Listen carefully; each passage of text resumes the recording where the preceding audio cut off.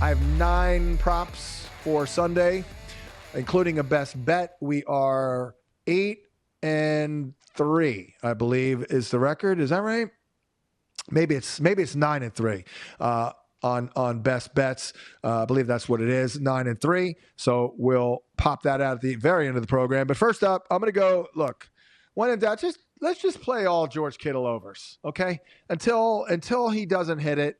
Let's just do it. The Browns deploy single high looks at the second highest rate in the NFL. George Kittle easily leads the Niners in target share against single high, and he gets a 39% boost to his targets per route run against the shell and a 35% boost to his yards per route run. Among 53 qualifying tight ends, his .32 targets per route run against single high easily leads the position.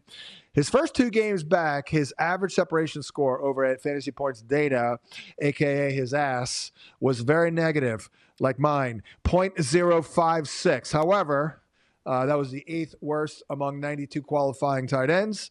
Since he's been heating up a little bit, the last 3 games, unbelievable ass. Average separation score, it's up to 0.49, a top 30 mark. And for what it's worth, Christian McCaffrey's target share against single high plummets 19%. So this should be a Kittle game. Ken Walker, they're going to crush the Vikings. They're going to kill them. 65.5. Seahawks are the second most run-heavy team. They face a Viking defense that is a top 4 run funnel. Walker last week setting season highs in carry share and snap share. Always good to know. Minnesota gives up the 8th most rushing yards per game. And the 9th fewest receiving yards for what it's worth. They have been hit for 20-plus carries by an individual running back in 3 straight games. And if Ken Walker makes it 4, lock it in. It's a win. They are also, Minnesota, worse against the zone runs that Walker excels on than the man gap runs that he doesn't necessarily excel on. So a good schematic setup here for Ken Walker. Speaking of good schematic setups, we won a Puka over last week. Actually, we didn't do it on this show. I did it over at fantasypoints.com. It did win. And I'm going back to this well. 88.5. The Rams have the very high expected total in the game, 27.7. The Panthers run cover 3 consistently at a top 3 clip, and that means great things for Puka Nacua. He averages league high marks in yards per route run and targets per route run against cover 3, seeing a 29% boost and a 28% boost to his yards per route run and his targets per route run. Meanwhile, Devontae Adams sees a 14% drop to his targets per route run against cover 3.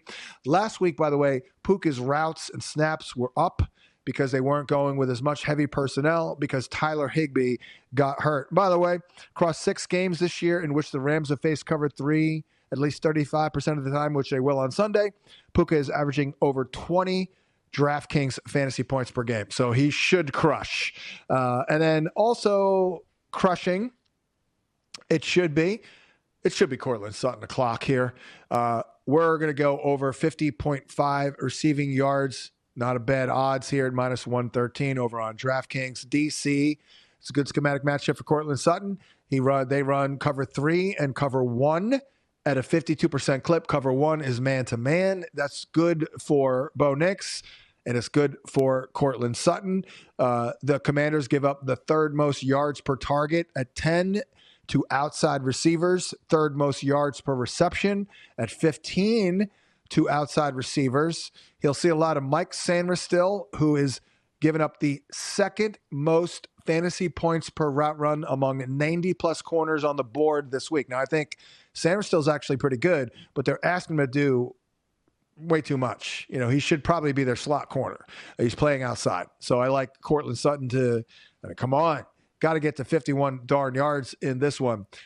I'm going to go in next on Harold Fannin, over 35.5. The Niners have allowed by far the most schedule-adjusted fantasy points per game to slot receivers over both the whole season and also the last 5 games. Harold Fannin has run the most routes from the slot of any Browns player over the last 5 weeks since the new offensive coordinator took over the play calling, or since the OC took over the play calling. He's got 4+ grabs in 6 of his last 7 games. The 49ers run the 5th highest rate of cover 1, and he averages a very good 2.62 yards per route run and 0.32 targets per route run against the coverage. San Fran gives up the 11th most receiving yards per game and the 11th most receptions per game. 2 tight ends, no linebacker Fred Warner. I know that it is Shedeur Sanders, but he was checking it down left and right last week as they used designed plays to get him completions. And that's Harold Fannon's deal. Love this one, too. I probably should have it a little higher on the list, quite frankly. Oronde Gadsden over 44.5 receiving yards. I have so many different good points on this. The Chargers, well, let's just go to this. The Raiders deploy cover 3 at the NFL's highest rate. Cover 3 has clearly been Justin Herbert's best shell to attack. He ranks top 7 in fantasy points per dropback against it. Ladd McConkey, though, sees a drop in his targets per route run against the shell. Meanwhile, Gadsden sees a 40% boost to his targets per route run against cover 3. His 3.61 yards per route run against these looks that we'll see is ranking behind only Puka Nacua, Drake London, Tyler Warren, and Jackson Smith and Jigba. And most of those dudes are wide receivers other than, the fellow rookie Warren. So, I mean, we're looking really good here. He's got a full-time role for this offense, not really feeling it with the other receivers, quite frankly. Next up, R.J. Harvey. I love this. DC's in trouble.